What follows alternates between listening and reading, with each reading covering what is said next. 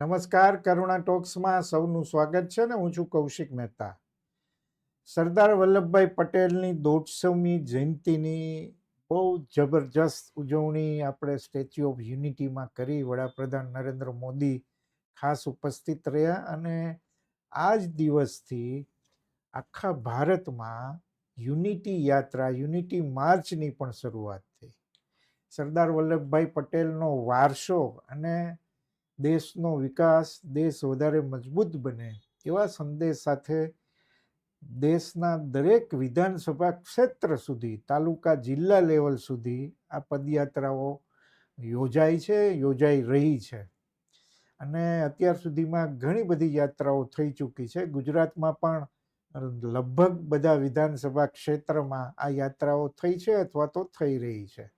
એક સરસ મજાનો મેસેજ બધા નેતાઓથી માંડી અને વિદ્યાર્થીઓ સુધી આ પદયાત્રામાં સામેલ થાય છે ને એક સંદેશો આખા સમાજને, રાષ્ટ્રને જઈ રહ્યો છે. આજે આ યુનિટી માર્ચ વિશે વાત કરવી છે અને વાત કરવા માટે આપણી સાથે રાજકોટ પશ્ચિમ બેઠકના ધારાસભ્ય ડૉક્ટર દર્શિતાબેન શાહ જોડાયા છે. બેન, આપનું ખૂબ ખૂબ સ્વાગત છે. નમસ્કાર. નમસ્કાર. જી, બહુ સરસ. વડાપ્રધાન સ્ટેચ્યુ ઓફ યુનિટી આવ્યા ને બહુ સરસ ભવ્ય કાર્યક્રમ થયો અને પછી આ પદયાત્રાઓ પણ શરૂ થઈ. રાજકોટ સહિત ગુજરાતમાં આ પદયાત્રાઓ ચાલી રહી છે. થોડી એના વિશે વાત કરો. સૌ પ્રથમ તો સરદાર વલ્લભભાઈ પટેલ સાહેબની 150મી જન્મ જયંતિ નિમિત્તે સમગ્ર ગુજરાતમાં આ યુનિટી માર્ચ એટલે કે પદયાત્રાનું આયોજન કરવામાં આવ્યું છે. આનો મુખ્ય ઉદ્દેશ એ છે કે સરદાર એ સૌના સરદાર છે અને આપણા હિંદના સરદાર છે ને આપણી પાસે આટલું મોટું નેતૃત્વ, આટલા મહાપુરુષ, આવા લોખંડી પુરુષ અને સમગ્ર ભારતને એક કરનારી વ્યક્તિ એ સરદાર વલ્લભભાઈ પટેલ છે. આપણે કલ્પના કરીએ કે કદાચ સરદાર વલ્લભભાઈ પટેલ સાહેબે જે કામ કર્યું એ કદાચ ન કર્યું હોત તો કદાચ ભારતનો નકશો કંઈક જુદો જ હોત અને અલગ જ હોત. એટલે એમના 150મી જન્મ જયંતિ નિમિત્તે એમને શ્રદ્ધાંજલિ આપવા માટે થઈને તમામ લોકો એક થઈને આ યુનિટી માર્ચનું આયોજન કરવામાં આવ્યું છે અને એમાં રાજકોટમાં પણ તમામ અલગ અલગ વિધાનસભામાં આ આયોજન કરવામાં આવ્યું છે. સરદાર વલ્લભભાઈ પટેલ એટલે એક લોહ પુરુષ, એક મહાપુરુષ, એક સમગ્ર રાષ્ટ્રને એક કરનાર નહીં પરંતુ સાચા અર્થમાં એકતા અને અખંડિતતાનો સંદેશ જો કોઈ આપ્યો હોય ને તો એ સરદાર વલ્લભભાઈ પટેલ સાહેબે આપ્યો છે. આપણે હું એવું કહું કે આપણે આપણા ઘરમાં આપણે 3 જણાને સમજાવી નથી શકતા. આપણા કુટુંબમાં, આપણા સમાજમાં આપણે 5-15 લોકોને સમજાવી નથી શકતા. એની બદલે એ સમયે કે જ્યારે રાજા રજવાડાનો માહોલ હતો અને રાજાઓ પોતાની ગરિમામાં અને પોતાના સામ્રાજ્યમાં ખૂબ ખુમારીથી જીવતા હતા ત્યારે આવા 562 રજવાડાઓને વાટાઘાટોથી સમજાવવા બહુ મુશ્કેલ કામ, એટલે કેટલું મુશ્કેલ કામ. અને આપણને એવું થાય કે સરદાર વલ્લભભાઈ પટેલમાં એ કેટલી વાકચાતુરતા હશે, એનામાં કેટલી અડગ શ્રદ્ધા હશે. જ્યાં એમ કે ભાઈ નરમાઈ કરવાની હોય ત્યાં નરમાઈ પણ કરી, કડકાઈ કરવાની હતી ત્યાં કડકાઈ પણ કરી. અને કેવી રીતે આપણને તો આમ કલ્પના માત્રથી એમ થાય કે એમણે કેવી રીતે આ કામ શક્ય કર્યું હશે કે જેને લીધે આજે આ અખંડ ભારતનો આપણે નકશો જોઈ રહ્યા છીએ. તમે જો આપણે સૌરાષ્ટ્રની વાત કરીએ તો રાજકોટ સત્યાગ્રહ સાથે પણ જોડાયેલા અને જુનાગઢની આઝાદીમાં પણ એમનું એટલું જ પ્રદાન. એટલે બહુ આ મોટી વાત છે ને આખા દેશમાં લગભગ 842 પદયાત્રાઓ થવાની છે.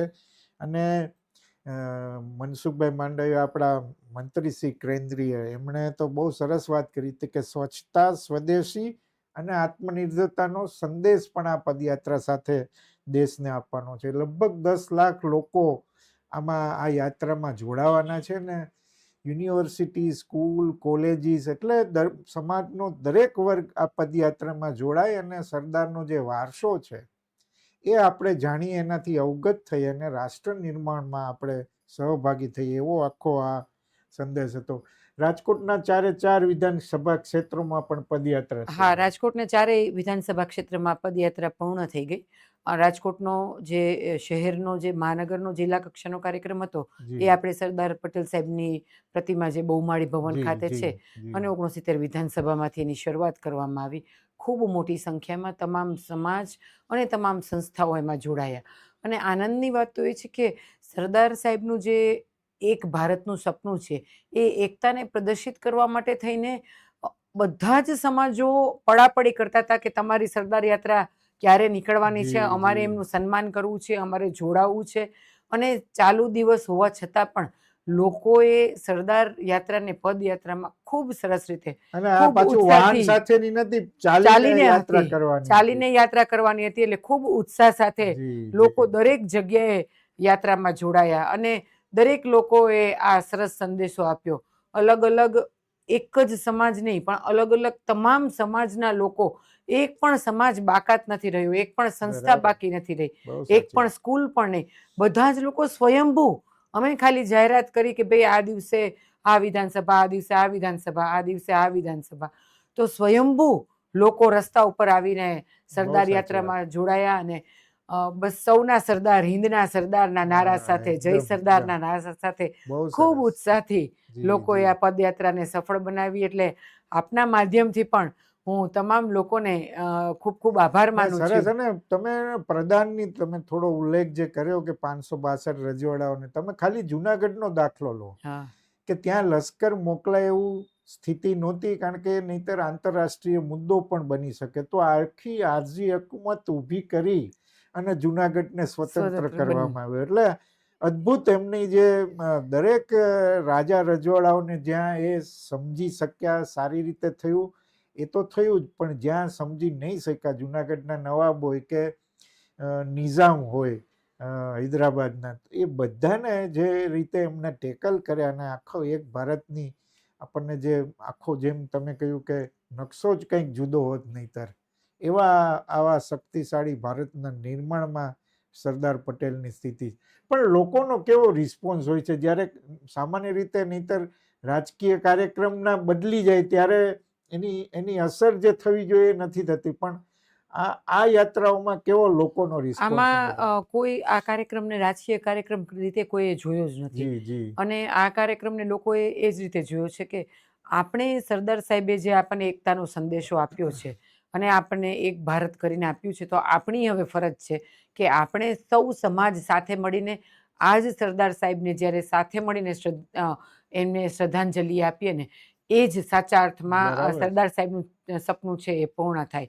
ન માત્ર સર્વ સમાજ, પરંતુ તમામ યુવાનો એ સવિશેષ આ કાર્યક્રમમાં જોડાયા છે. બરાબર. અને એનો આપણને ખૂબ આનંદ છે કે યુવાનો, સંસ્થાઓ, બધા જ લોકો ખૂબ સારી રીતે જોડાયા. અને એક ખૂબ અગત્યની વાત તો એ છે કે દરેક લોકો જાણે છે કે સરદાર સાહેબે ક્યારેય રાજકારણ માટે કે સત્તાની લાલસા માટે ક્યારેય હતા જ નહીં. બરાબર. ભલે એ પ્રથમ ગૃહપ્રધાન હતા, નાયબ વડાપ્રધાન હતા, પરંતુ હંમેશા એમની સાદગી, એમની સરળતા અને માત્ર રાષ્ટ્ર પ્રથમની જે એમની ભાવના છે ને, બરાબર. એ દરેક લોકો એનાથી ખૂબ પરિચિત હતા. અને એટલા માટે થઈને જ મને એવું લાગે છે કે લોકો સ્વયંભૂ આ પદયાત્રામાં જોડાયા છે. બહુ સારી વાત. અને સ્ટેચ્યુ ઓફ યુનિટીમાં જે કાર્યક્રમ થયો ને, હા, રાજા રજવાડાઓને, એનું પણ એક સરસ મજાનું આખું મ્યુઝિયમ પણ ત્યાં બનવાનું છે. હા, એટલે એ પણ બહુ મહત્વની વાત છે. રાજકોટના યુવરાજ છે માંધાતાસિંહ, એ પણ એમાં એ આખા યોજનામાં ઇન્વોલ્વ છે. એટલે સ્ટેચ્યુ ઓફ યુનિટી સરદારની સ્મૃતિ તો ખરી જ, એ સંદેશો તો આપે, પણ સાથોસાથ કેટલા બધા મેસેજીસ એની સાથે છે. વણાઈ જાય અને લોકો ત્યાં આવે. આમ જો ને તો હવે બેન યાત્રાધામ જેવું થઈ ગયું હા, છે સ્ટેચ્યુ ઓફ પણ યુનિટી. સ્ટેચ્યુ ઓફ યુનિટી તો તમે માનો ને કે યાત્રાધામ તો ખરું જ, પરંતુ ન માત્ર આપણા ભારતને પણ સમગ્ર વિશ્વને એકતાનો સંદેશો આપવાનો હોય ને, જી બહુ ત્યારે સાચી વાત. સ્ટેચ્યુ ઓફ યુનિટીની વાત આવે. કે જી ના, હજી અને ખરેખર જે સરદાર સાહેબની જે પ્રતિમા છે, એમની જે ગરિમા છે, એ પ્રમાણેનું જે આપણા વડાપ્રધાન નરેન્દ્રભાઈ મોદી સાહેબે જે આખું સ્ટેચ્યુ ઓફ યુનિટી બનાવ્યું છે અને આખું ડેવલપ કર્યું છે અને જે વધુ ને વધુ થતું કરતા જાય જાય છે. છે, એમાં લોકોનો પણ એટલો જ ઉત્સાહ છે. કારણ કે લોકો પણ એ ઈચ્છે છે કે ના, સરદાર સાહેબે જે કર્યું છે ને એ ખરેખર એમના માટે થઈને આપણે જેટલું કરીએ એટલું ઓછું છે. કારણ કે આજે આપણે જે રીતે જેટલી સ્વતંત્રતાથી જીવી રહ્યા છીએ, એક રાષ્ટ્ર થઈને જીવી રહ્યા છીએ, આ શ્રેષ્ઠ ભારત આપણને જે કંઈ મળ્યું છે ને, એ હું એવું માનું છું કે એ સરદાર સાહેબને જ બહુ સાચી વાત. આભારી છે. જી જી અને એમણે જે કાંઈ એમના વર્તન કે જે આપણે એમનું જીવન ચરિત્ર આપણે જાણીએ કે કેટલી સાદગી, કેટલી સરળતા, ક્યાંય ભ્રષ્ટાચાર સરદાર સાહેબના જ્યારે રાજકારણમાં હતા ત્યારે કોઈ અધિકારીની હિંમત નહોતી કે ભ્રષ્ટાચાર કરી શકે. બરાબર. પોતે પણ જે ફોન વાપરતા કે ગાડી વાપરતા, એના ઘરના લોકોના જે કપડામાં સાદગી, આવા તો આ મહાપુરુષ એ આપણા સૌ માટે એક ગૌરવની વાત છે. બહુ સાચી વાત. એટલે આવા સરદારની 150મી જયંતિ નિમિત્તે આખા દેશમાં આવી યુનિટી માર્ચ થાય એ બહુ નોંધપાત્ર ઘટના છે. અને એમાં લોકો સ્વયંભૂ પોતાની રીતે જોડાય અને સરદાર સાહેબને યાદ કરે અને વારસાને આગળ લઈ જવાની વાત કરે. આત્મનિર્ભર ભારત વધારે ને વધારે એ દિશામાં આગળ જાય, રાષ્ટ્ર નિર્માણની પ્રક્રિયામાં દરેક પ્રજાજન ભાગીદાર બને, એવો આ આખો યાત્રાનો હેતુ છે. અને સરસ મજાની પદયાત્રાઓનું આયોજન થઈ રહ્યું છે.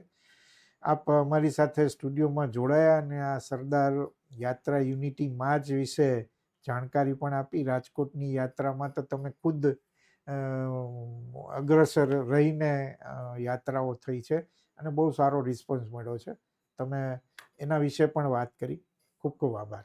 આપનો પણ ખૂબ ખૂબ આભાર કે આપના માધ્યમથી મને સરદાર સાહેબના વિશે બે વાત કહેવાનો જી, આપે જી. મોકો આપ્યો. અને આ માધ્યમથી વધુને વધુ આપણે સરદાર સાહેબને સાચા અર્થમાં શ્રદ્ધાંજલિ આપી શકીએ. અને એક ભારત, શ્રેષ્ઠ ભારત, અખંડિત ભારત, જે સરદાર સાહેબનું જી. સ્વપ્ન છે, એ આપણે સૌ સાથે મળીને ચરિતાર્થ કરીએ. એ માટે આપે આ વિષય લીધો, એ માટે પણ હું કરુણા ટોક્સની ખૂબ ખૂબ આભારી છું. જી જી. સૌને જય થેન્ક યુ. સરદાર. જય સરદાર. ભારત માતા કી જય.